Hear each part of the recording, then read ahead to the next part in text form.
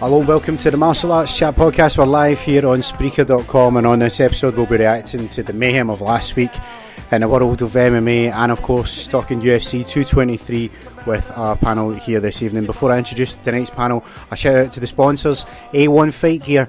A1 Fight Gear use the latest cutting edge boxing gloves for professional and amateur fighters, gym enthusiasts and kickboxers.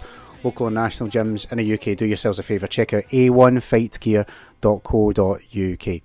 And if you're wanting to get back into shape or continue to trim the fat off, then go to beastgear.co.uk, use the coupon code MartialArtsChat and you can save 15% off all your purchases there.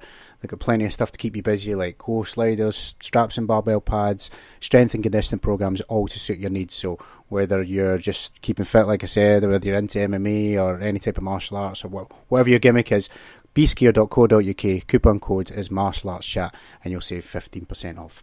But so to our panel here this evening, he'll have the Lone Star beer at hand, no doubt. He's the greatest thing coming out of Lubbock, Texas, and he's the host of the main event and of Jones Cafe fame. It's Mr. Kevin Jones. Kev, how you doing, mate?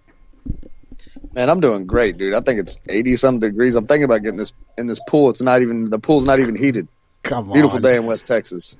It was snowing last week here in Scotland. This is fucking ridiculous. You got all the heat there. It actually froze Friday night. It froze Friday night, might have Saturday too. It's been cold. We're right back at it though. West Texas weather, you gotta love it. That's it, mate. Also joining us, always. If you don't like it, wait a minute. That's it, man. Totally. Our next guest is coming all the way from Kobe's Corner, and it's a man himself. Kobe, how you doing, mate? I'm doing great. Just coming down from all of the antics and everything that transpired. It was almost like a bad marriage, and all of these emotions and ups and downs are like maybe coming off like a week-long bender. I'm just like, wow, it's finally all over. It does have a hangover feel to it. You're right, man. And we've got probably the most I think I've ever had for fan questions and comments. And about 99% of them have nothing to do with what actually took place in the cage. So that's going to be for an interesting show. But yeah, I mean, this past week, the card in itself, it was decimated. People off the card, fight night left and right, and most of that was at the hands of Conor McGregor and his lot. And like I said, a lot of fan questions are on those very subjects. But our panel here tonight is taking a hit too. We've lost Robin Black to TSN. He's on there tonight discussing all things Conor McGregor, and we lost Matthew Penny to some family duties as well. But let's get some reaction to the fights, and then we can get to all your questions. Thanks to everybody who's got in touch. If you want to continue, hit me up. It's facebook.com/Martial Arts Chat, or on the Twitter machine it's at Martial Arts Chat. But I'll start with Kobe on this one for the co-main event. We saw Thug Rhodes, Kobe there, defend her title. Took the decision against the lady that she took it from. So how did you score the main event, mate? And also, what were your thoughts on how the fight played out?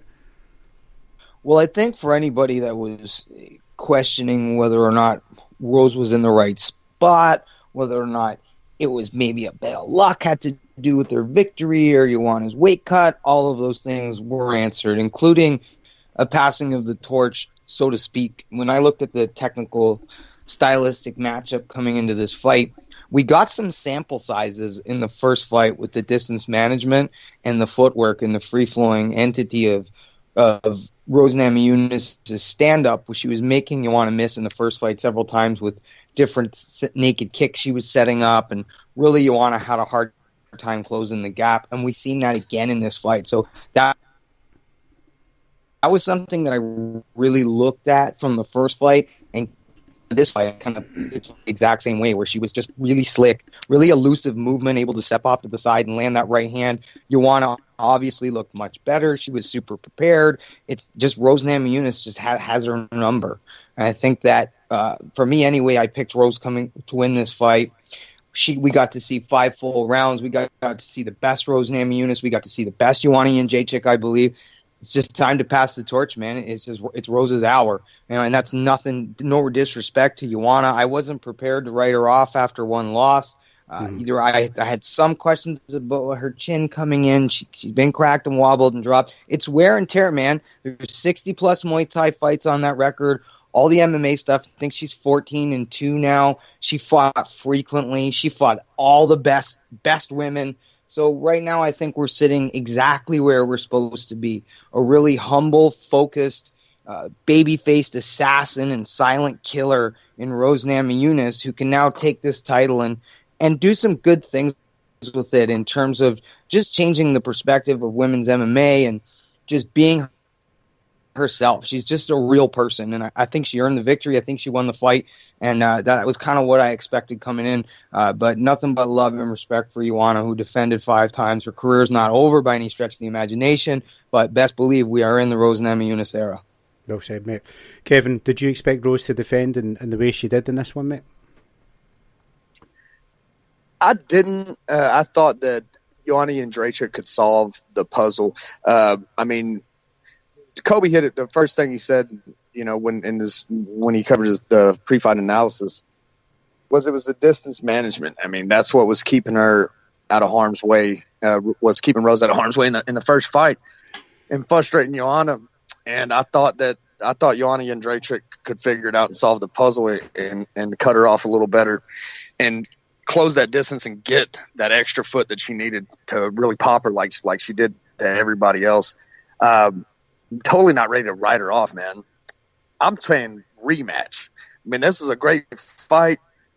I think, it was a great fight. And I think if there was anybody deserving of a third fight, give it to the fans. You know what I mean? Yeah. So, you know, Joanna Jędrzejczyk, I'm not ready to say this is a passing of the torch, man. I mean, this was a close fight. But if you look at the numbers, I'm hard pressed to find a fight where Rose lands 85 punches to Joanna Jędrzejczyk's 143. 132 of those were significant strikes. So we're talking about she only got scored for 11 jabs. She also outlanded her by 12%. Joanna's sitting at 37%. Rose is sitting at 26. So it had been 11% on that. It's hard for me to look at numbers like that and not see how Joanna Jędrzejczyk didn't pull this out. And even if you break it down round by round, she was outlanding her in every round. I mean, when you're hitting with somebody at 10+% above them and you outland them by, I mean, it's not quite double, but it's in the 40 percentile. You know what I mean? She's outlanding her by quite a bit. So I think that because of that, I think Joanna Jędrzejczyk deserves a rematch if she wants one. And I know that the fans would love to see it again.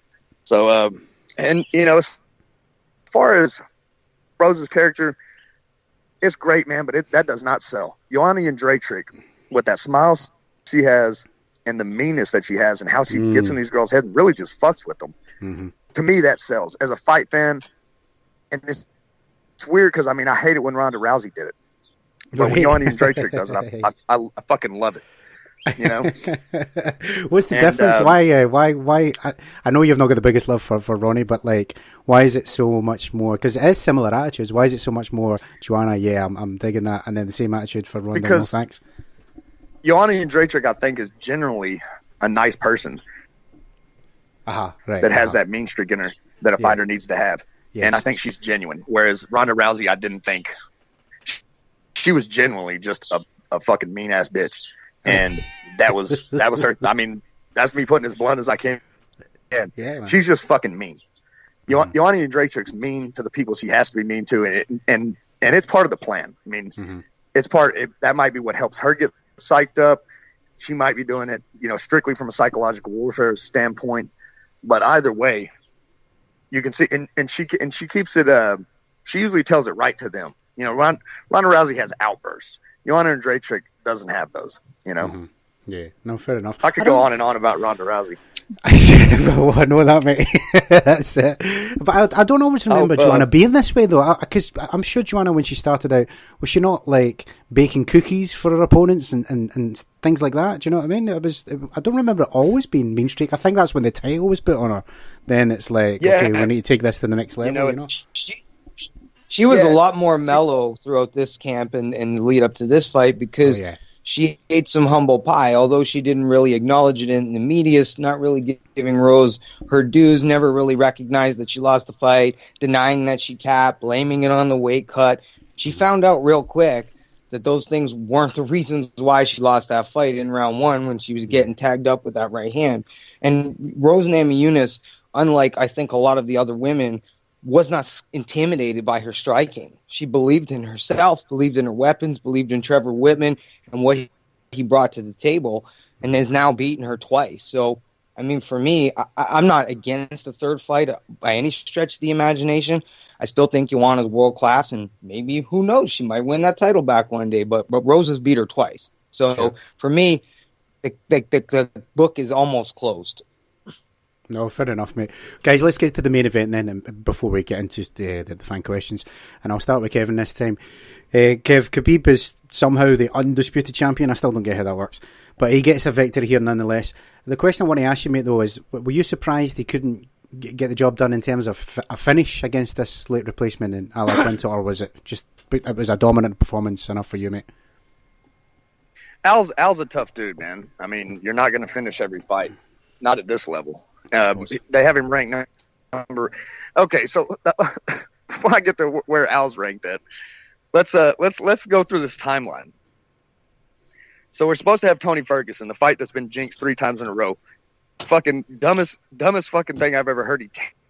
He tears a ligament in his knee when he's walking off a set at Fox Sports because he saw somebody he didn't expect to see and turned to tell him hi. This is the story we get. Yeah. So he's out. That's one. And then Max Holloway steps in. Max Holloway on short notice fights 10 pounds below this. If you ask me, you should be able to. I don't know, man. I mean, I don't know where he was sitting at. You know, they got good food over there in Hawaii. So he could have been eating too much of that Kahlua pig and or spam. They love spam over there. God. So for whatever reason, now he doesn't even get a chance to get on the scale because I guess the New York State Athletic Commission goes in there before the deal and weighed him or did something, and they said we're not even gonna let you get on the fucking scales and try. Yeah, we're gonna stop this fight now. Mm-hmm. So he's out. That's 2. And then we got Anthony Pettis who wants to step in. And, you know, if you can't lose 1/5 of a pound, you can't lose 1/5 of the pound. There, you can squeeze that root as much as you want.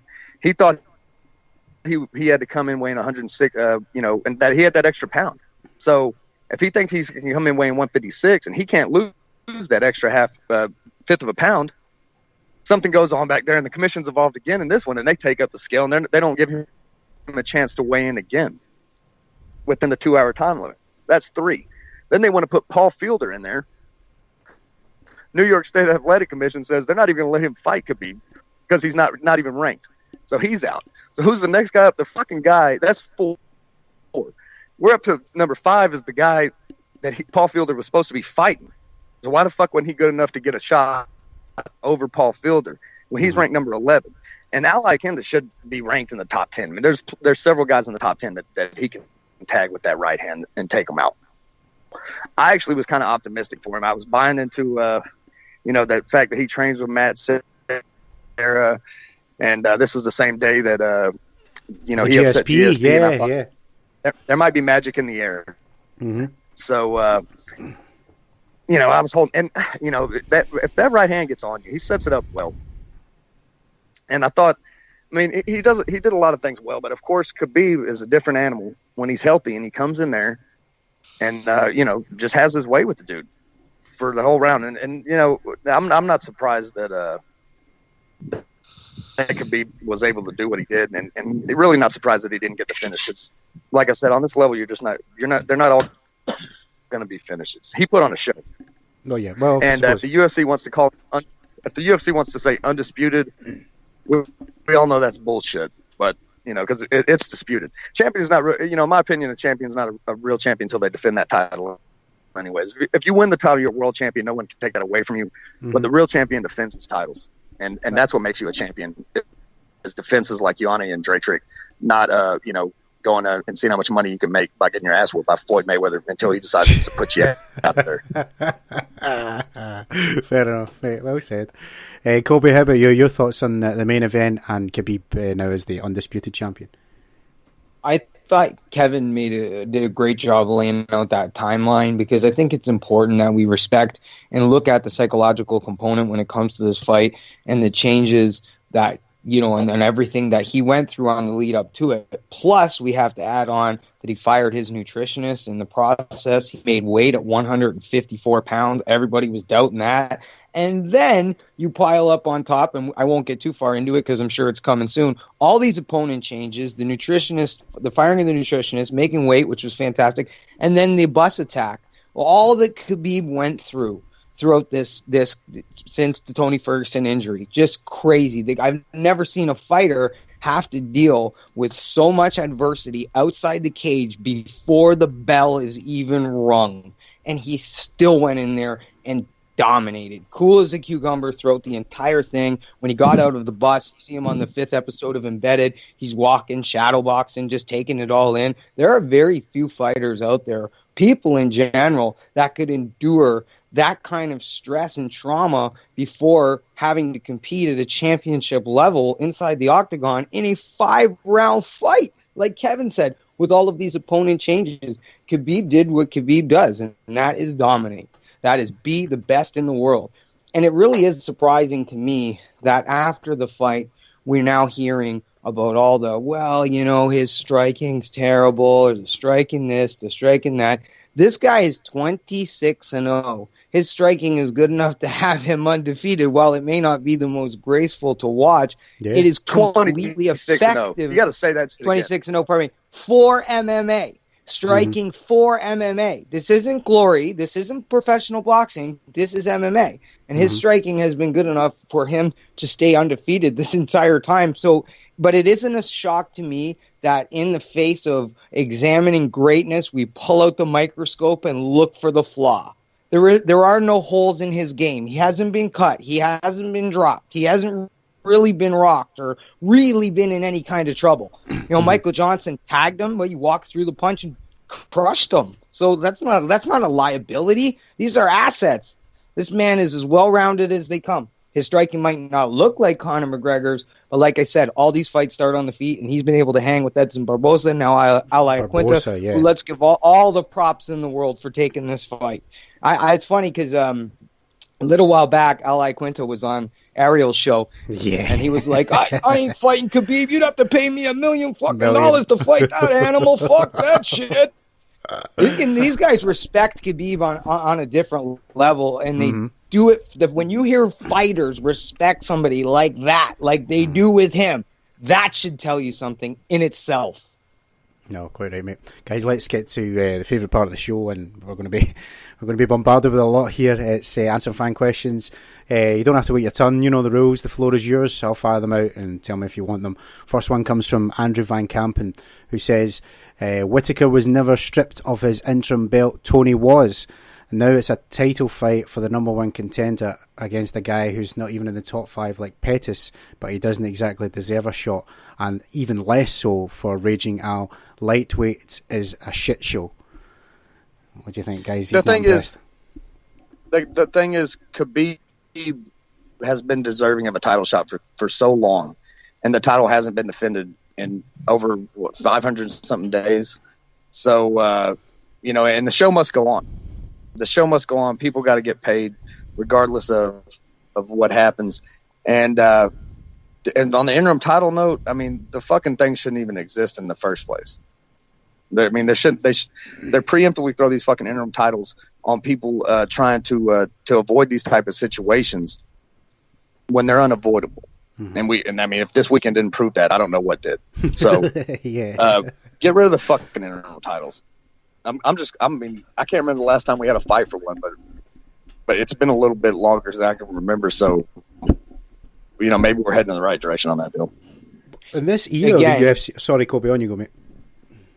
No, you go, my friend. I was just going to say, in this era of the new era of the UFC, or whatever, ever since the sale of Zuffa, it seems to be interim title has been almost every other pay-per-view. There's been an interim title involved, and it's like, I don't know if that's because they've got more fights to fill or whatever, but yeah, there's always been interim titles, but it's been like, you know what I mean? It's been like, you guys must have noticed as well, it's been overload in the last, 2 years or something.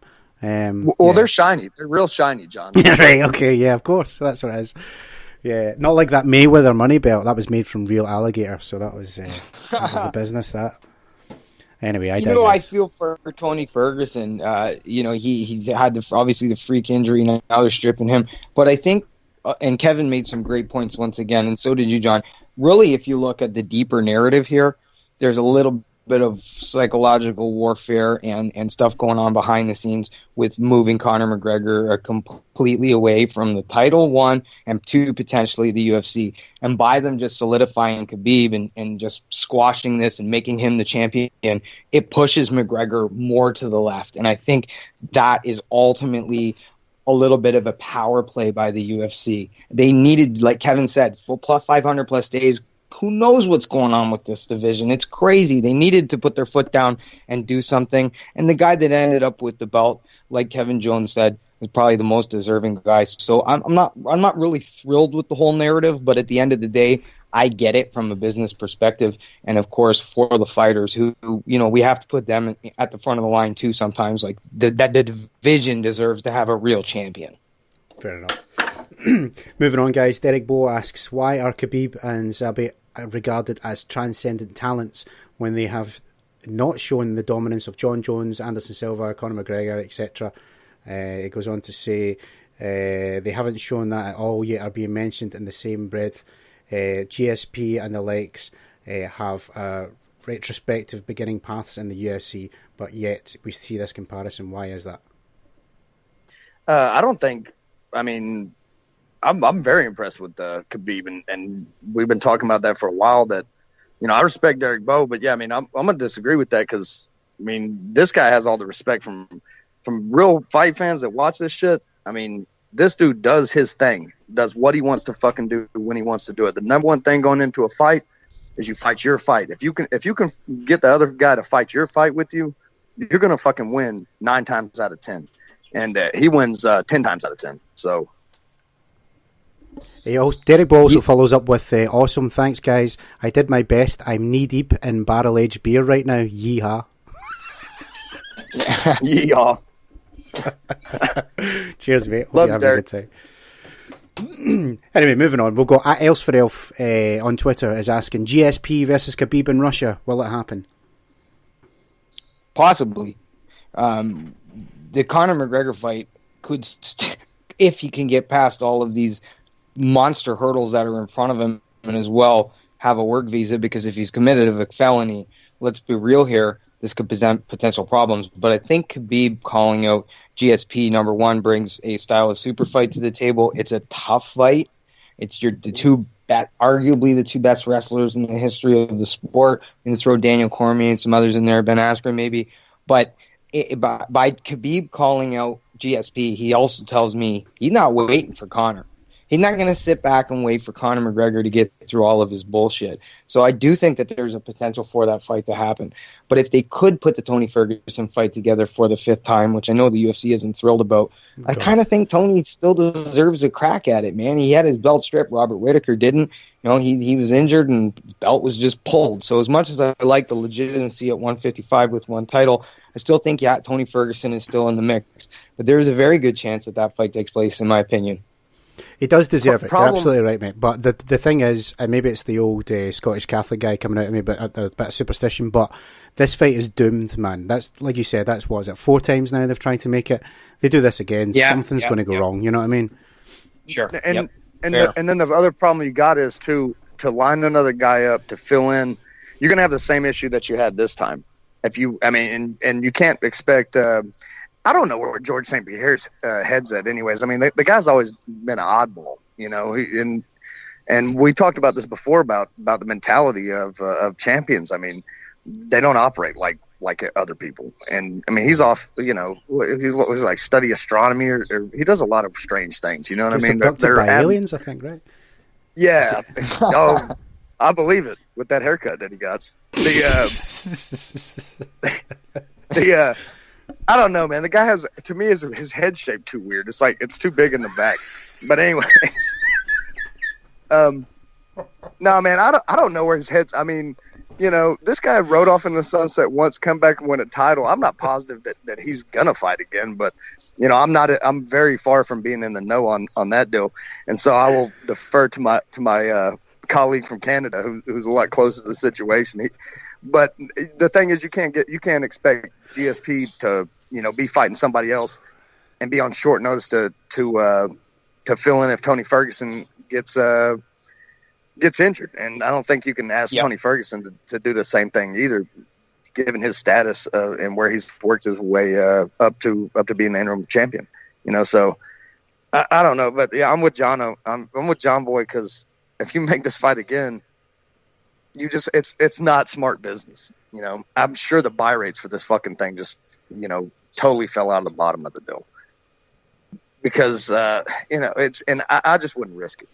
I mean, not at this point. And it's kind of like I always say, there's not a Ferris wheel outside that arena.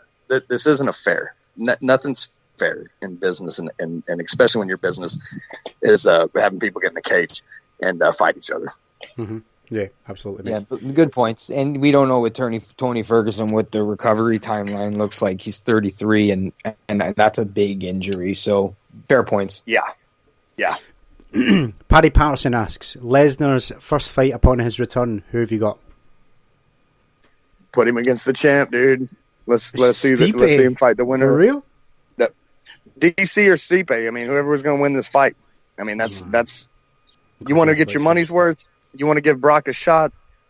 I mean, the guy is, and again, nothing fair about it. He brings in the Bucks, and he's also. I mean, when did he win the title? Like his third fight or some crazy shit. Yeah, the guy's not like he's a different animal. Rules don't apply to this dude. So yeah, you want to get some big money fight, or that, or Mark Hunt. Mark Hunt has a couple fights left on his contract, doesn't he? I think Mark Hunt's got more beef with Lesnar than anything else. He would take that fucking fight for half as much money as he got in the first place in a heartbeat if they wanted to. My prediction is Francis Ngannou. I think that they're going to pit the two monsters against each other. That's kind of what I threw together a little while back. I don't know. That's kind of where I'm leaning. Francis Ngannou versus Brock Lesnar. I really like that fight, man, because one of those sledgehammers land, and we know Brock's going to turtle up, but we also know Brock would come out the gates just charging like a fucking Brahma bull across the ring to get him. So, I mean, that's exciting. I like that. Got to. Andrew Morrison says, hi guys, last time I asked would Conor McGregor ever return to the UFC? Well, he returned, but now I'm asking, will he ever fight in the UFC again? Yes. I think he's going to happen. It's too much. So these guys paid $4.2 billion for the company a couple years ago. That's it. And I don't know what. Isn't there a big German bank that's involved? I forget how that deal worked out. But there's people that got huge ass fucking notes on buying that business. And I mean, you don't fork over if you got $4 billion. There's way more money you could do on it. You put that on a note, and we're talking about drops in a bucket. Conor McGregor fights, and you're putting a whole bunch of drops in that bucket, and that money that they make when Conor McGregor fights can float them on that note for quite some time, and they can do other things with the money. So I don't see how if he's not banned by commission, I don't see how they say no when he wants to fight again. And who knows how this legal shit? There's a lot of legal shit that's fixing to play out. If he doesn't fight in the UFC, it's going to be a fucking mess in the courts, and these things could take years and years. Yeah, but I think that's it right there. I mean, at this point, should we be talking about, is he going to fight again? Or should we be talking about, is this guy going to get well? Because there's something wrong with him. And I don't mean that to be disrespectful or judgmental. Let's look at it for what it is. There was a time when Johnny Manziel started messing around and making mistakes, and people were questioning whether or not he had a drug and alcohol problem. And people were like, just let him have a couple beers. Who cares? Instead, if he's got this thing, it's going to end up rock bottom for him. And I think he ended up on a park bench, now recovered. And I mean, I'm not making this about drugs and alcohol, but when you look at Conor's behavior, how erratic and out of control it is from Bellator to the bus, like this guy's mental health is a problem. His ego he's completely engulfed and living in self, and he's surrounded by yes men. Those 30, I don't want to call them henchmen, those 30 yes men weren't with him when he was leaving court in cuffs. They aren't going to pay the fines. They're not going to settle the lawsuits. He has a potential here to be sued by the UFC. That's not going to be 100 G's like Michael Chiesa or the 50 G's that Ray Borg lost in his fight. We're talking about tens of millions of dollars of potential revenue loss if the UFC sues him. And this is the ultimate power play for the UFC. They released the embedded episode 5. Their cameras were rolling the whole entire time. TMZ had some cell phone footage, but that wasn't it. The UFC literally have played the entire thing on embedded. Him screaming, smash the windows, HD close-ups of him busting out, throwing the dolly. Like all of the evidence supporting convicting Conor McGregor is on the UFC's YouTube channel. And there's no question that between the two entities that they were jockeying and battling for a business position, they let this guy go fight for $100 million plus against Floyd Mayweather. And the gratitude he shows is, hey, I want ownership.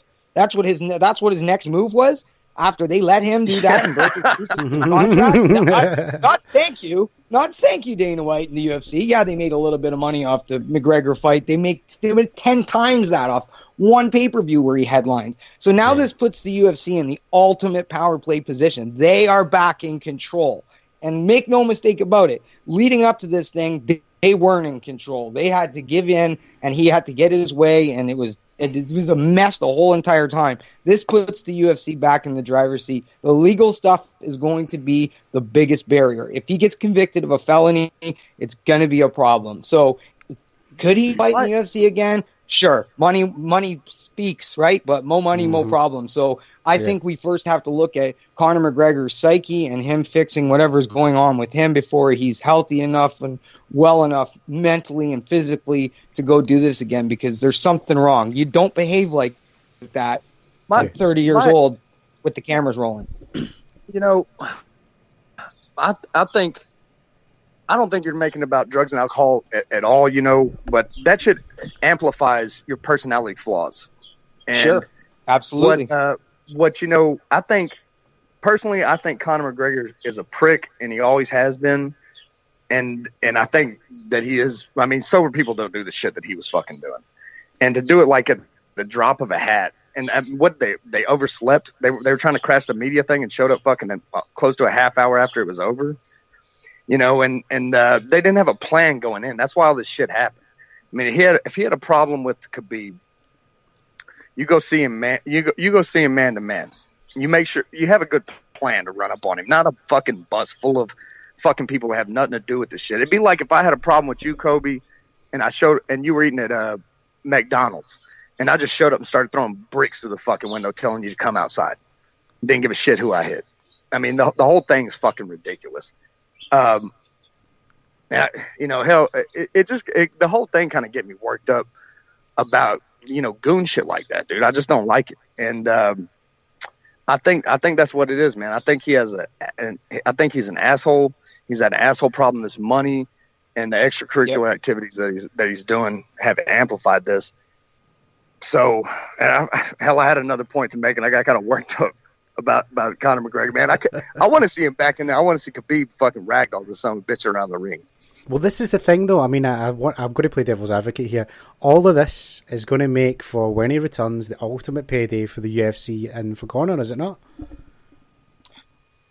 It could, if he can get past the legal barriers. That becomes the almighty $1 million question, right? If these lawsuits and the felony charges, he's got 3 assault charges. I mean, money can make things go away. You can get a good lawyer, but the police in New York had enough to charge him, and like I said, all the evidence. My gut feeling, and I don't know anything about New York state laws. I know they're really tough on drunk drivers. They were one of the first states that started giving people the death penalty if you drove and you killed somebody up there. while you had been drinking. And so I would think that they're kind of stiff, but you know, in my neck of the woods, the thing is, this is my gut feeling tells me on this deal, that state will give him a big fine. I don't know if they'll reduce the charges, but I don't see him doing any jail time because I don't see how that benefits the state. He could pay a big fine and do an absurd amount of community service hours, and they could really get their dollars worth out of him without costing them money by locking him up.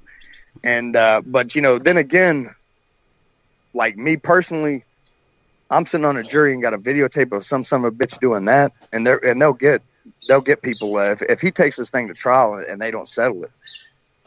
He's not going to get it. The jury's not going to know who Conor McGregor is. They're just going to see some asshole fucking throwing a dolly and a fucking guardrail and trash cans, and then he pulled out a chair. Like if it wasn't fucking WWF enough, he pulls out a fucking chair and puts it at the back of the bus. God almighty.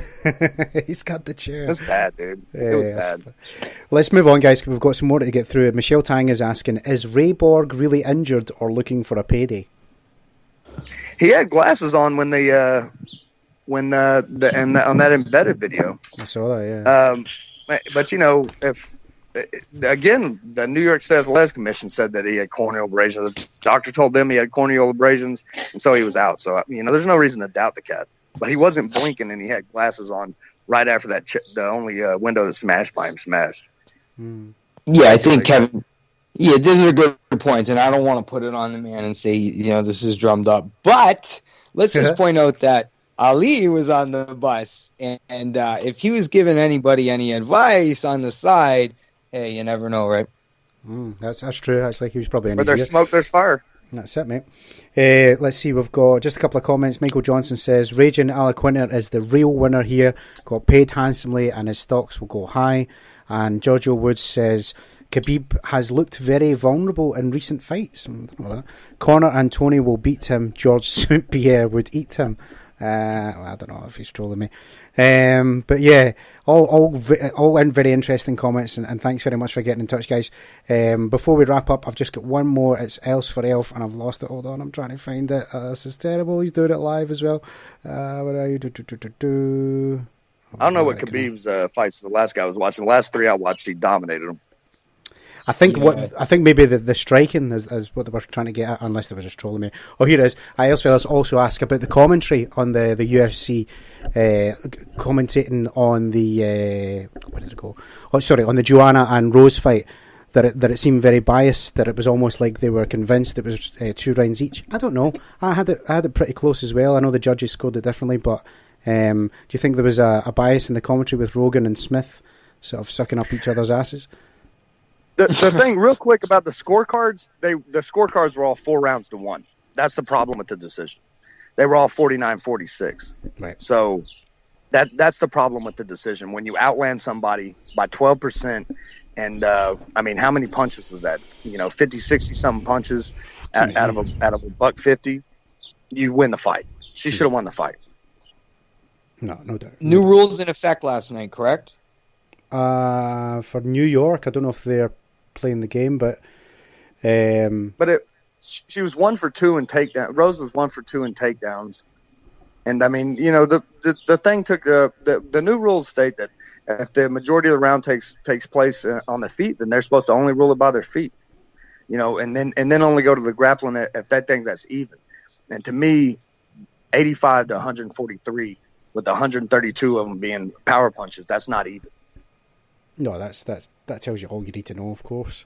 Guys, we're all so short on time, so we'll need to wrap up. But sorry if I missed anyone else's questions. We had so many. Thank you to everyone who got in touch. It's been a great old time, and safe journey home to everyone. Don't let Conor McGregor attack your bus, and if he does, then just do a Ray Borg and so you've got glass in your eyes, allegedly.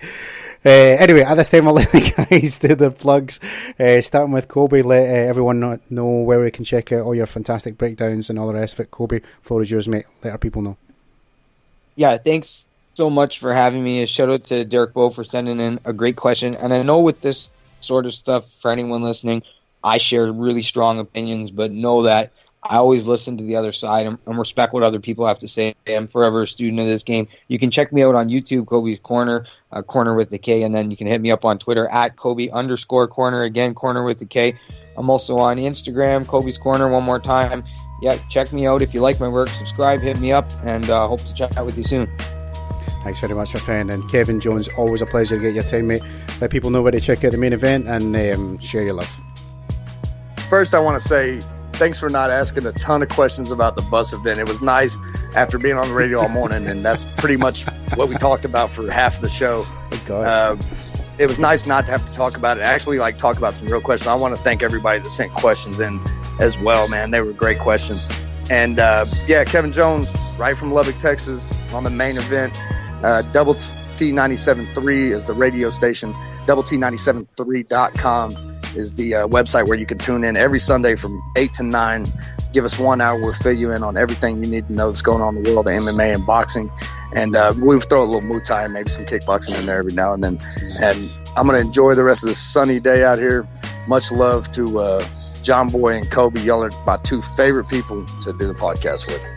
Much love to you, brother. If you've liked this podcast, be sure to subscribe on iTunes. We're live every Sunday, 8:30 p.m. UK time, talking all things MMA. Go to facebook.com/martial arts chat and give us a like there. And if you want to follow us on Twitter, you can do that by searching for, you guessed it, at Martial Arts Chat. I'm John Boy McElroy. I'll catch you next time on the roundtable. One more thing, John Boy. I got a propane tank. Don't even bring your bus anywhere on this blocker. It's going through the windshield.